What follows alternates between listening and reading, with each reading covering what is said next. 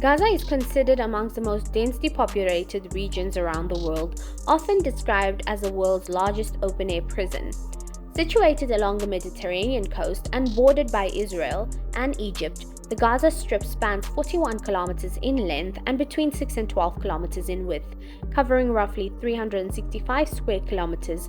Before the establishment of Israel in 1948, Gaza was part of historic Palestine. The creation of Israel displaced hundreds of thousands of Palestinians, many of whom sought refuge in Gaza. Today, approximately 73% of Gaza's residents are descendants of those refugees from the Nakba.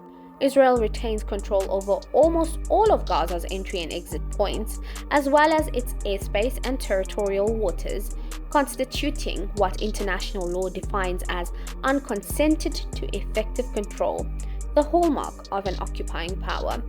The ongoing occupation and blockade have left around 80% of Gaza's population dependent on humanitarian aid. Since June 2007, Israel has imposed a comprehensive land, sea, and air blockade, effectively isolating Gaza from the rest of the world. Israel controls 2 of the 3 border crossings, with Egypt maintaining the 3rd.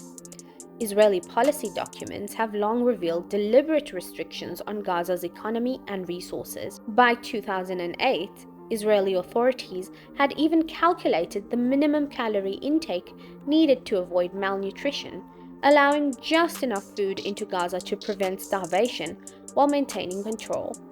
The blockade's effects have been devastating. Unemployment approaches 60%, healthcare capacity has sharply declined, over 2/3 of households experience food insecurity, and only 3% of water from Gaza's aquifer is safe to drink. The population lives under siege, enduring repeated bombardments and collective trauma.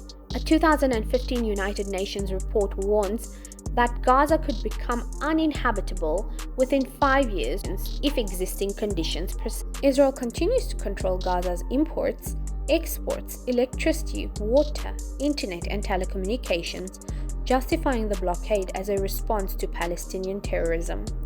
Yet, leaked communications from 2008 showed that Israeli officials explicitly sought to keep Gaza's economy on the brink of collapse to exert political pressure. Genocide and ethnic cleansing in the modern era do not always manifest as mass executions. They can occur through systemic degradation and dehumanization. Just as Nazi ghettos once confined and oppressed Jews, Israel's blockade has created a similar structure of isolation and repression. Today, more than 2 million people in Gaza, most unemployed and impoverished, remain trapped in a manufactured enclosure, deprived of basic human dignity.